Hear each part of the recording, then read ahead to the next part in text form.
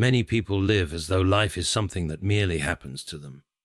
They speak of fate, luck, circumstances, or even God himself, as though these forces were distant rulers pulling strings from afar.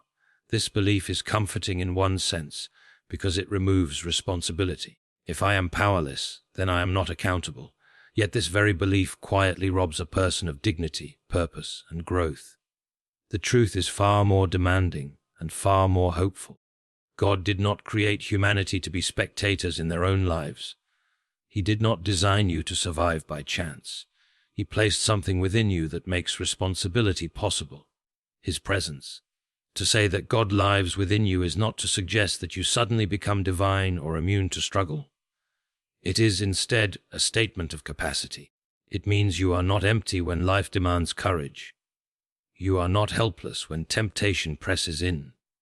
You are not abandoned when suffering knocks at your door. The presence of God within you does not remove hardship. It equips you to face it without surrendering your soul. Power in this sense is not control over others or events. It is the ability to stand upright in the midst of them. One of the great misunderstandings of spirituality is the idea that God's nearness replaces effort. In reality, it demands effort. If God truly lives in you, then laziness becomes a contradiction, fear becomes a challenge, and despair becomes a choice rather than a destiny. Inner power does not shout, it reasons. It does not force, it persuades. It works quietly through conscience, discipline, and truth. When you ignore these, you do not prove humility, you prove neglect. Consider this carefully. If God were only outside of you, you could forever blame distance. But if He is within you, then every decision matters. Your thoughts matter. Your habits matter. Your integrity matters. This is not meant to burden you, it is meant to awaken you. You are trusted with something sacred, and trust always comes with responsibility.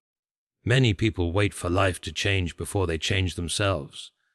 Yet inner power works in the opposite direction.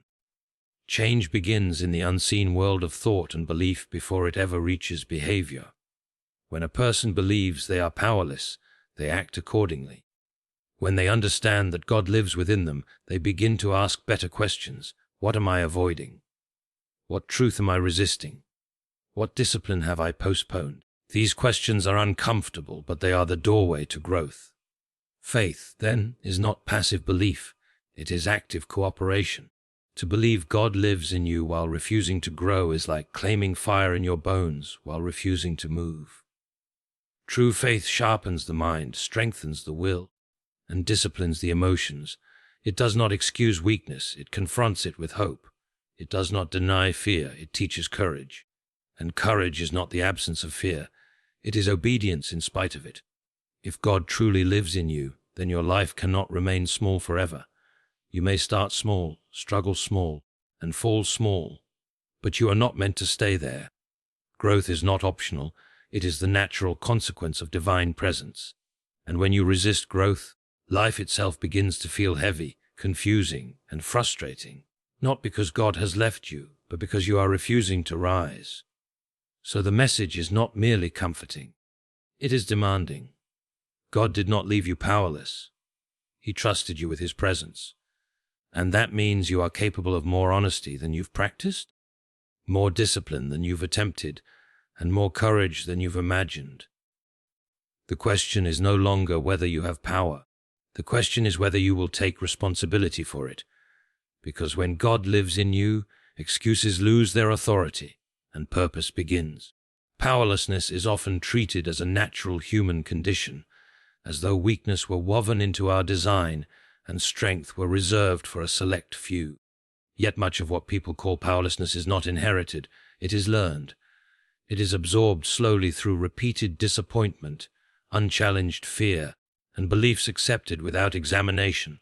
Over time, a person begins to see limitation as truth rather than as a temporary condition. This is dangerous, because once a belief settles into the mind, it quietly governs behavior.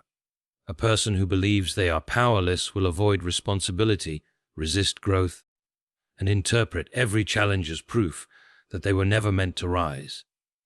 But this mindset does not originate from divine intention. It is a distortion created by experience without reflection. If powerlessness were truly God's design, then growth would be pointless and moral responsibility would be unreasonable. Yet human life is filled with invitations to choose between right and wrong, courage and retreat, effort and excuse. These choices would be meaningless if we were genuinely powerless. The very fact that conscience troubles us, that truth confronts us, and that improvement is possible reveals something important. We are equipped to respond. Divine design does not mock humanity with impossible demands. When responsibility exists, capacity must also exist, even if that capacity is undeveloped or ignored. Much of learned powerlessness begins early, when failure is interpreted as identity rather than instruction. A child fails and is labeled incapable. An adult fails and concludes they are finished. Over time, this interpretation hardens into belief.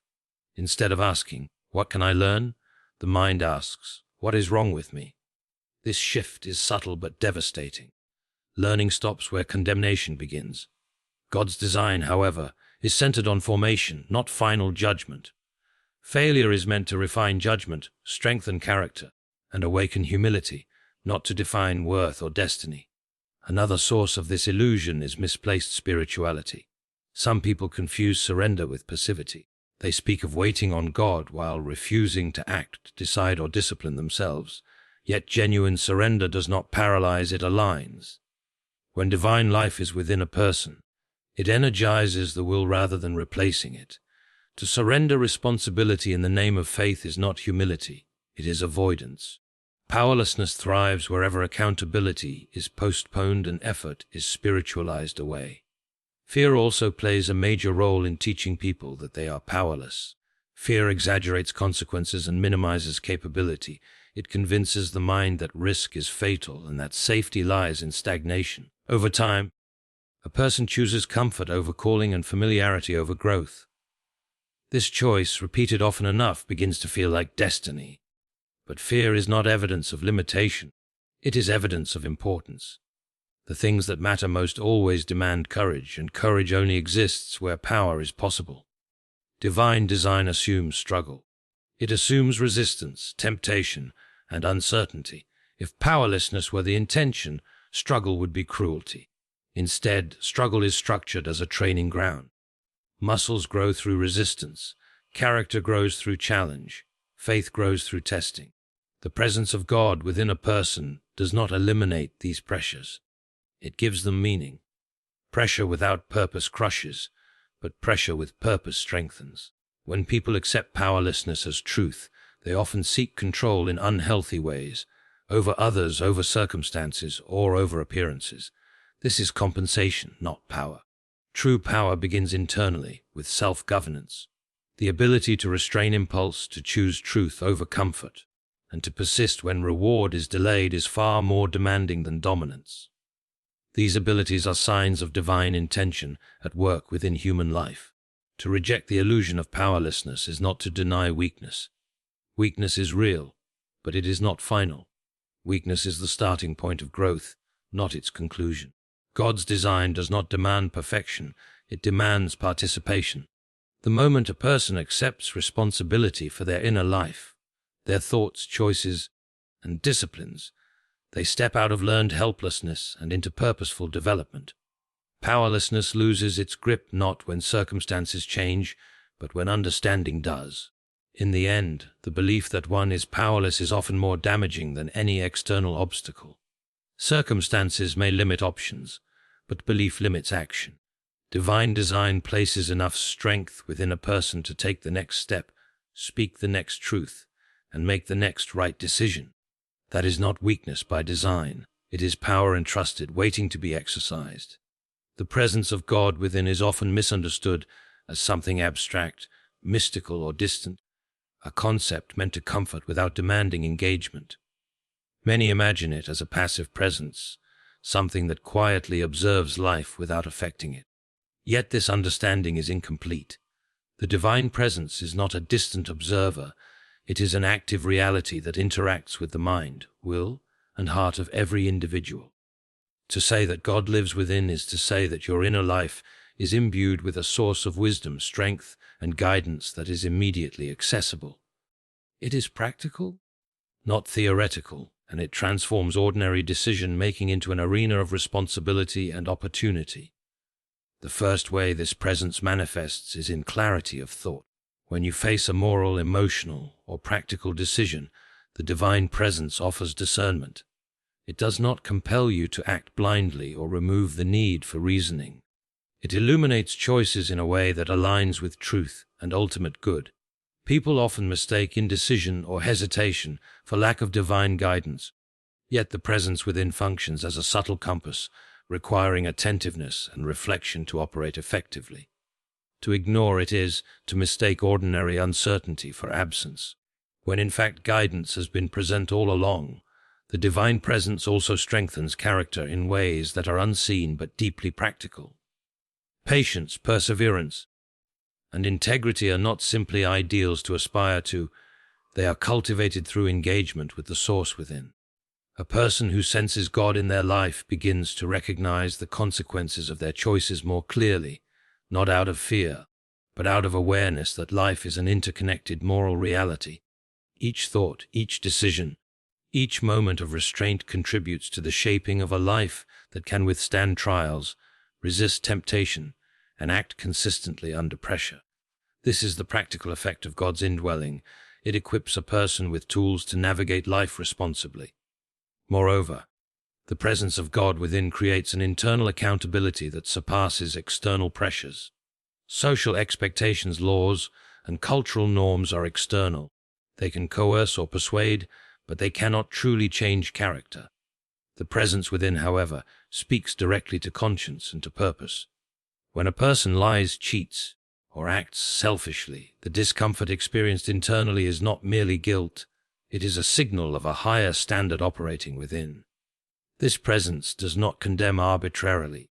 It instructs, corrects, and motivates toward growth. It makes moral and ethical development not a matter of obligation, but of alignment with something already active inside. Spiritual indwelling also provides resilience. Life is unpredictable, filled with obstacles that can overwhelm even the most capable individuals. The presence within does not remove difficulty, but it reframes it. A person attuned to this reality experiences challenges not merely as external pressure, but as opportunities for growth and discovery. Trials are transformed from sources of despair into avenues for demonstrating inner strength, discipline, and faithfulness. This is not mystical wishful thinking. It is a realistic acknowledgement that guidance, wisdom, and strength reside internally, waiting to be accessed through attention, decision, and action. The practical nature of this presence also extends to creativity, problem-solving, and learning. When God lives within, the mind is not left to wander aimlessly among distractions and poor assumptions. The internal life becomes a laboratory for insight, a place where ideas, solutions, and understanding emerge through engagement with both reason and conscience.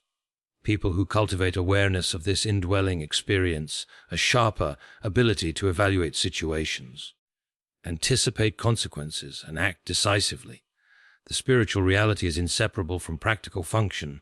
It is not decoration for life, but the engine that powers meaningful action. Importantly, the presence of God within is relational, not transactional. It is not merely a source of internal power to be drawn upon when convenient. It demands attentiveness, integrity, and honesty.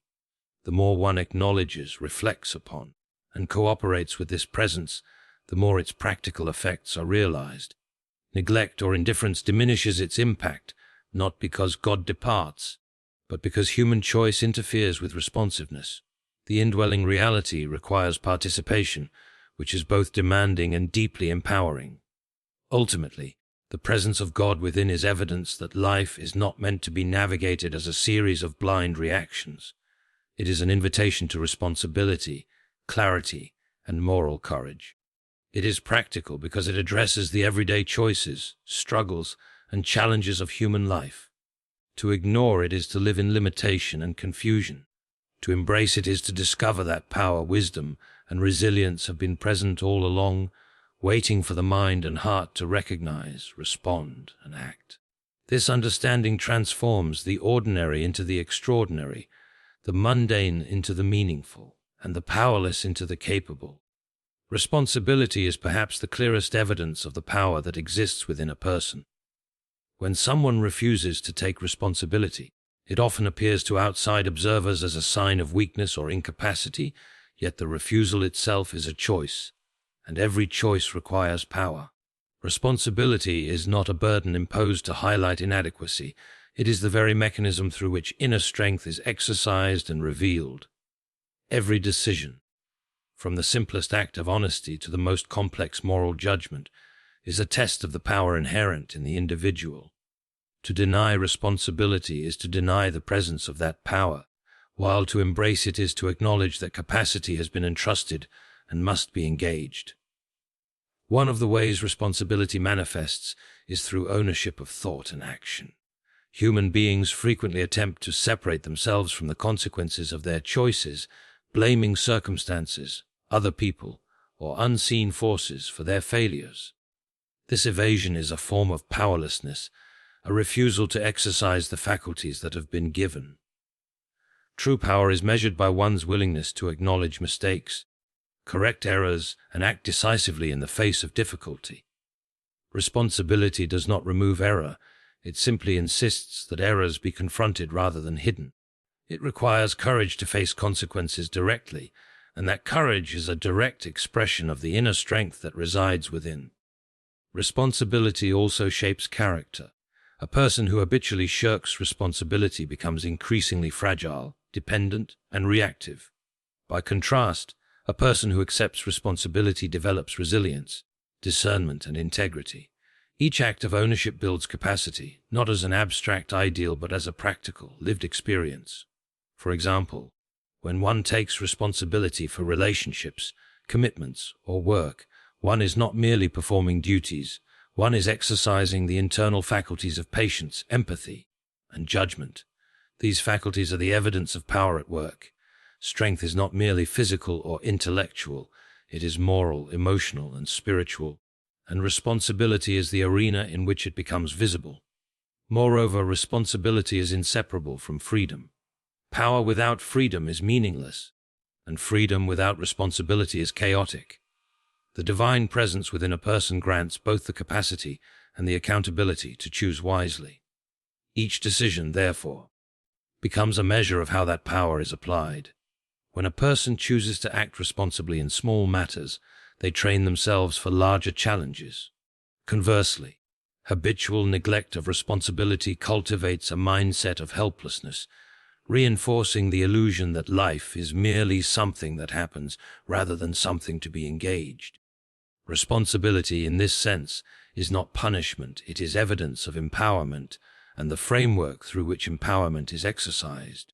The refusal to accept responsibility often stems from fear of failure, rejection, or pain. Yet fear itself is a signal of potential growth. The things we are afraid to confront are often the very arenas in which inner power can be realized. A person who avoids difficult conversations, financial accountability, or ethical decision-making is denying themselves the opportunity to exercise inner strength. The presence of God within a person does not eliminate fear. It transforms the response to it.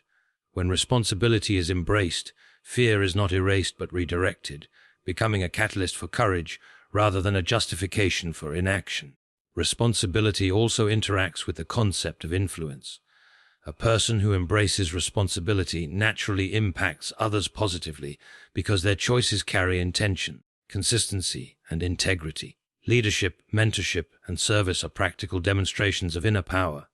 Conversely, neglect of responsibility creates ripples of chaos and dependence, highlighting how inner capacity is not merely personal but relational.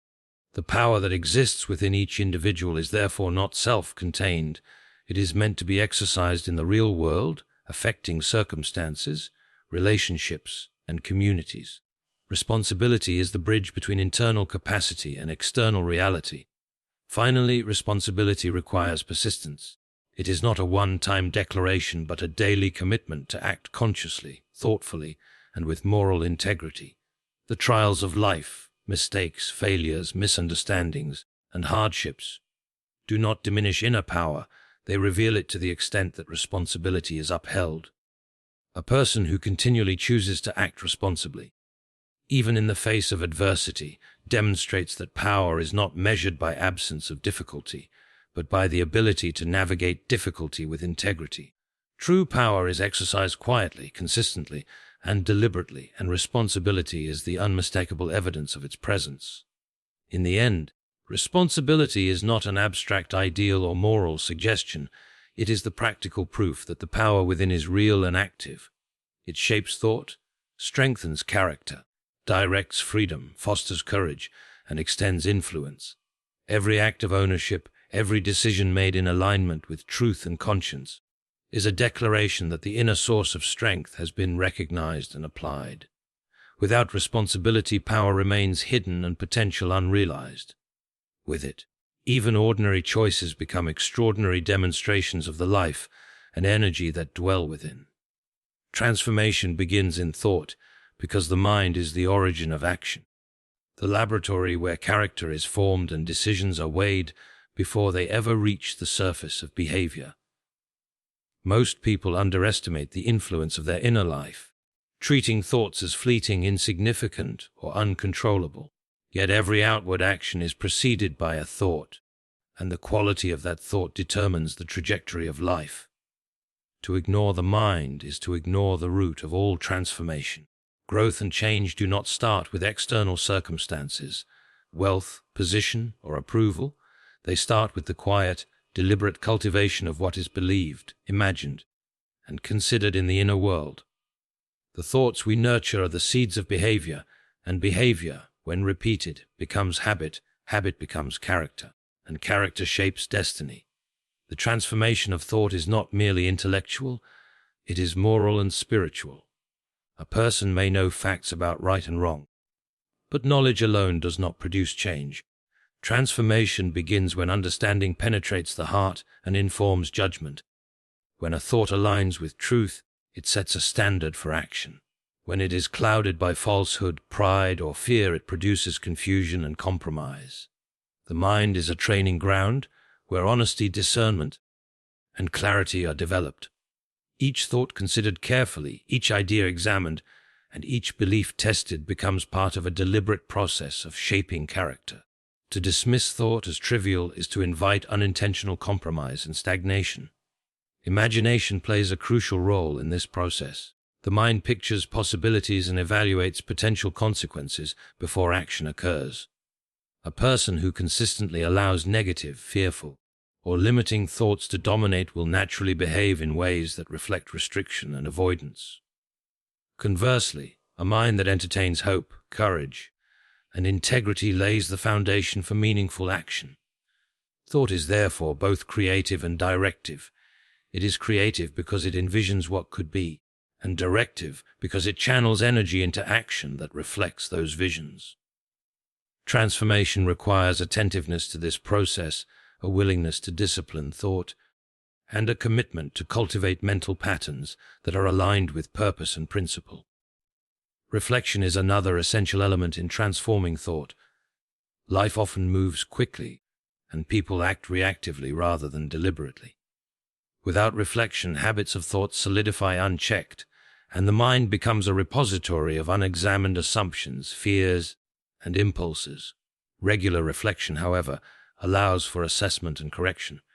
When a person pauses to evaluate their thoughts, they create the possibility of conscious change rather than mere reaction. This act of introspection is not passive or indulgent. It is the deliberate work of shaping a mind capable of disciplined action and responsible decision-making. Transformation of thought also requires confronting uncomfortable truths.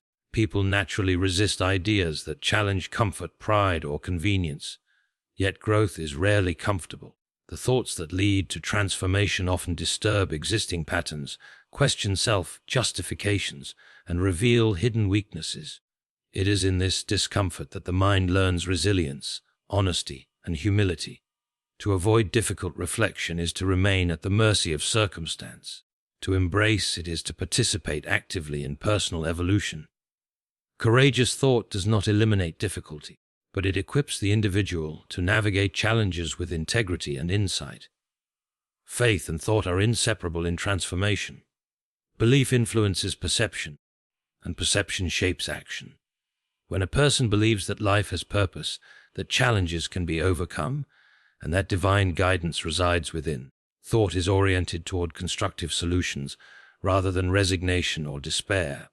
The mind trained in this understanding naturally generates ideas, strategies, and attitudes that reflect confidence, perseverance, and moral clarity. Faith does not replace critical thinking or personal effort. It strengthens and directs them. Transformation is not the product of blind optimism, but of disciplined thought guided by principles that are larger than momentary circumstance. Thought also functions as the origin of intention. Before behavior can change, intentions must be clarified, examined, and aligned with values. A person may wish to act differently, but without deliberate thought, the wish remains unfulfilled. The mind bridges the gap between desire and action by structuring goals, anticipating obstacles, and preparing strategies. In this sense, transformation is not random or accidental, it is intentional. By cultivating thought, a person lays the groundwork for disciplined behavior that is consistent with character, purpose, and moral responsibility. Finally, transformation in thought naturally extends to influence and example. When a mind is disciplined, clear, and aligned with truth, it communicates stability, insight, and direction to others. Thoughts shape words, words shape actions, and actions shape the environment. The internal work of the mind is therefore not private or isolated. It ripples outward, impacting relationships, communities, and circumstances. Thought that is neglected produces confusion, compromise, and weakness, while thought that is cultivated produces clarity, courage, and meaningful change. In this way, transformation begins in the unseen world of thought because the mind is the origin of all meaningful action. It is the foundation on which character is built, habits are formed, and life is directed. By attending to thought with discipline, reflection, and courage, a person sets in motion a process that moves naturally into behavior, influence, and ultimately destiny. The internal work of the mind is both the most challenging and the most effective means of achieving lasting transformation, because every visible change in life originates first in the invisible world of disciplined, intentional thought. Faith without action is often misunderstood as a complete spiritual life. Many people assume that belief alone, sincere hope, prayer, or trust, is sufficient to bring change. Yet true faith always expresses itself through deeds. Faith is not passive, it is dynamic, practical, and transformational. It requires participation, engagement, and a willingness to act in alignment with belief. A person may feel deeply convinced of truth or divine presence, but if that conviction does not move them to tangible effort, it remains incomplete. Faith without action is like a lamp unlit, a seed unplanted, or a sailboat with no wind. The potential is present, but it produces nothing. Real faith compels movement, decision, and responsibility, revealing the power of the divine within in practical ways. One of the clearest demonstrations of faith through action is moral courage. It is one thing to believe that honesty, integrity, and kindness are important. It is another to act on those beliefs when it is inconvenient, risky, or unpopular. Faith strengthens resolve, yet it is tested in moments when acting rightly conflicts with fear, comfort, or personal gain. A person who does not act on their faith is vulnerable to compromise, rationalization, and stagnation. Action transforms abstract conviction into lived reality, proving that belief is not theoretical but operative. Each step taken in alignment with faith reinforces the understanding that divine presence is not distant, but accessible and effective in guiding choices. Faith also finds expression in perseverance. Life's difficulties, setbacks, and delays are inevitable, and belief alone cannot produce results without continued effort. True faith requires endurance in the face of obstacles, understanding that progress is often slow and success may not be immediate. This kind of faith transforms discouragement into determination. It insists that repeated effort, disciplined focus, and intentional decision-making are not futile, but part of the process of divine work within human life. Action sustained over time reveals the depth of belief and demonstrates the capacity for resilience that resides within every person. Furthermore, faith without action often limits influence. Belief that is private or hidden fails to inspire, guide, or support others. When people act in accordance with their convictions, they become examples of what is possible, models of courage, and sources of encouragement. Their deeds carry the weight of truth because they are tangible evidence of inner conviction. Faith expressed through action has the power to change not only the individual, but the environment, relationships, and communities in which that individual operates. In this sense, faith without action is self-contained and incomplete. Faith with action is outward, reaching, transformative, and generative. Action grounded in faith also fosters growth and refinement. Belief alone can lead to complacency, but the willingness to act tests ideas, exposes weaknesses, and demands adaptation. The challenges encountered while acting on faith are not obstacles to divine approval. They are opportunities for skilled judgment and understanding to develop. Acting in accordance with faith trains the mind and character, aligning human effort with the moral and spiritual principles that are meant to guide life. In this way, action does not merely express faith, it cultivates it, making the inner presence of God more evident through practical competence and moral discernment. Faith without action also risks misunderstanding the nature of divine partnership.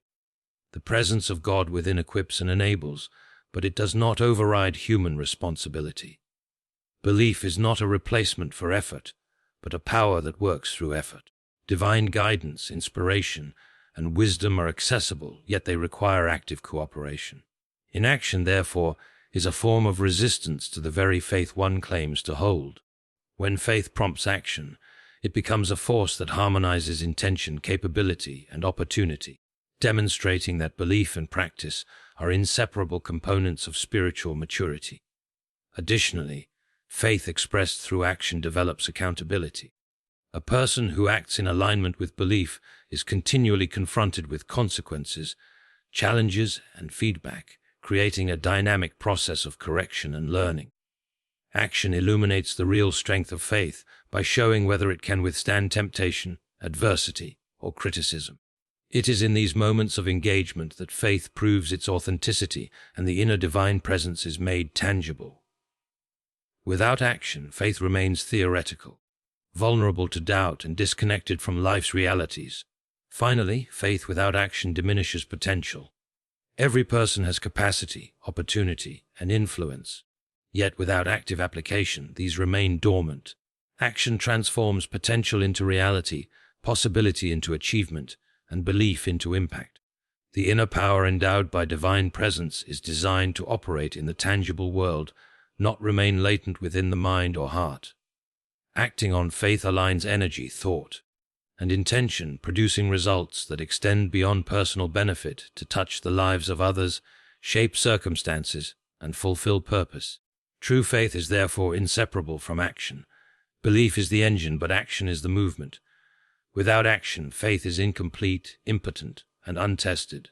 With action, faith becomes living, demonstrable, and transformative, revealing the power of God within us, both real and practical.